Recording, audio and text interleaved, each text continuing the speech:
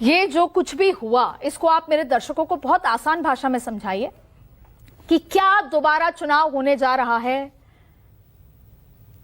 Aditi ji, thank you very much. लेकिन उसके पहले मैं दो चीजें आपको बता दूं, क्योंकि मेरा आपके साथ पहला शो है। आपके चैनल पे मैं बहुत बार अपीयर हो चुका हूं और एसआईआर पे तो बहुत डिबेट्स हमने करे हैं। अभी तक बिहार और बंगाल दो ऐसे राज्य थे जो एसआईआर के एपी सेंटर थे। बिहार की लगभग सुनवाई पूरी हो गई, जजमेंट भी आ गया। लगभग 40 तारीख सुप्रीम कोर्ट में बिहार के एसआईआर के मुकदमे में लगे थे, जिसमें अमूमन ये मान के चला जाए कि 5.5 घंटा सुप्रीम कोर्ट अपनी वर्किंग कचहरी के अंदर, कोर्ट के अंदर करती है, तो लगभग 220 घंटे की सुनवाई बिहार के एसआईआर के केस में सुप्रीम कोर्ट ने करी। और बंगाल में फरवरी से आज तक में 7 घंटे, 7 दिनों को अगर देख लिया जाए तो 40 घंटे हुए। अब जो बिहार का सुप्रीम कोर्ट का जजमेंट आया 27 मई का, वो लगभग 127 पेज, मई का वो लगभग 127 पेज का था। उस जजमेंट में जो चीजें, डायरेक्शंस मिले थे, मुझे नहीं पता है कि आपने उसकी ऑडिट की कि नहीं की, या सुप्रीम कोर्ट उसकी ऑडिट किया कि नहीं किया, या हम जितने पैनलिस्ट बैठे हैं हम लोगों ने ऑडिट किया कि नहीं किया। That I leave it to you and to your audience and to other journalist. Now come back to West Bengal. West Bengal is a very unique and very classic case, जहां पे हम एक अंग्रेजी में फ्रेज बोलते हैं, एल्बेट्रॉस अराउंड द नेक, गले में सांप लपेटना। और ये जब एसआईआर की प्रक्रिया हो रही थी और बंगाल में सुप्रीम कोर्ट ने 142 का इस्तेमाल करके खुद को उसमें ऐड कर लिया और अपने जुडिशियल ऑफिसर से ये पूरी प्रक्रिया कराई। आपके ही शो में मैंने बोला था आज से 3-4-5 महीने पहले या 3 महीने पहले कि supreme court has done albatross around the neck और ultimately it is going to haunt them very badly.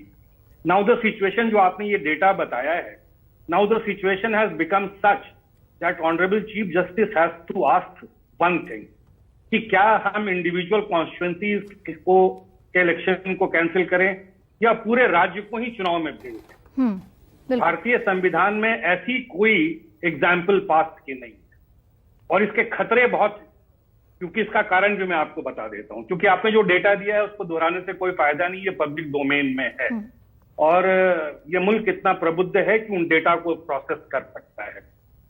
अब ये देख लीजिए कि पूरे राज्य को सुप्रीम कोर्ट अपने पावर में चुनाव में भेज सकता है कि नहीं भेज सकता है। तो जो कानूनी प्रावधान है वो बहुत क्लियर नहीं है, लेकिन हमारे यहाँ वकालत में ये कहा जाता है कि हम बहुत सारे आर्टिकल्स को एक साथ जोड़ के हार्मोनियसली कंस्ट्रक्ट करके पढ़ते हैं। अब सुप्रीम कोर्ट ऑफ इंडिया के पास जो अनप्रेसिडेंटेड पावर है वो आर्टिकल 324 में मिलता है, आपने भी उसको पढ़ा होगा। इलेक्शन कमीशन ऑफ इंडिया के पास ये पावर है कि वो किसी भी चुनाव को सुपरिटेंड कर सके, डायरेक्ट कर सके, कंट्रोल कर सके। सुप्रीम कोर्ट ने अपने बहुत सारे जजमेंट में बोला है कि ये वाइड कॉन्स्टिट्यूशनल पावर है, इसको ऑर्डिनरी सर्कमस्टांसेस में छीना नहीं जा सकता है, राइट। अब देखिए, अब आर्टिकल 329B है, मैं हाइपर एक्टिव लीगल बात नहीं करूंगा क्योंकि पूरा मुल्क हमारा वकील नहीं है। 329B जो है वो एक जुरिस्डिक्शनल बार कहता है। वो कहता है कि कोई भी चुनाव से या चुनाव के रिलेटेड प्रक्रिया से अगर आपको कोई परेशानी है तो आपको इलेक्शन पिटिशन फाइल करना पड़ेगा। और इलेक्शन पिटिशन कोई समूह में नहीं फाइल होता, इंडिविजुअली फाइल करना होगा। तो मान लीजिए कि अगर जितने वेस्ट बंगाल में कॉन्स्टिट्यूएंसीज हैं, अगर वहां पे कुछ तकलीफ है तो हर इंडिविजुअल इलेक्शन पिटिशन फाइल होगा और इलेक्शन पिटिशन हाईकोर्ट में फाइल होता है और वो सिविल सूट की तरह चलता है। और इस देश में इलेक्शन पिटिशन 5 साल में डिसाइड नहीं होता है, ये बिल्कुल तय बात है। अब आगे हम दूसरी बात, एक कॉन्स्टिट्यूएंसी का इलेक्शन कैंसिल करना और पूरे राज्य का इलेक्शन कैंसिल करना, ये दो ऐसी चीजें हैं जिनको दोनों को समन्वय बैठाना पड़ेगा। अब एक प्रश्न मैं अपने आप से पूछता हूं, क्या सुप्रीम कोर्ट के पास ये पावर है कि पूरे राज्य के चुनाव को कैंसिल कर दे? बिल्कुल है। सुप्रीम कोर्ट के पास आर्टिकल 32 और 142 में इनहेरेंट पावर है कि एक्सेप्शनल कॉन्स्टिट्यूशनल रेमेडी के तहत अगर वो इस बात से मुतमईन हो जाता है कि जो इलेक्शन हुई है उस इलेक्शन का जो प्रावधान है वो कहीं ना कहीं आर्टिकल 324 को ब्रीच करता है और वोटर्स के फंडामेंटल राइट को ब्रीच करता है, तो सुप्रीम कोर्ट अपने इस प्रावधान का इस्तेमाल करके पूरे राज्य के चुनाव को कैंसिल करने का इख्तियार रखता है। लेकिन अभी तक ऐसा कभी हुआ नहीं है।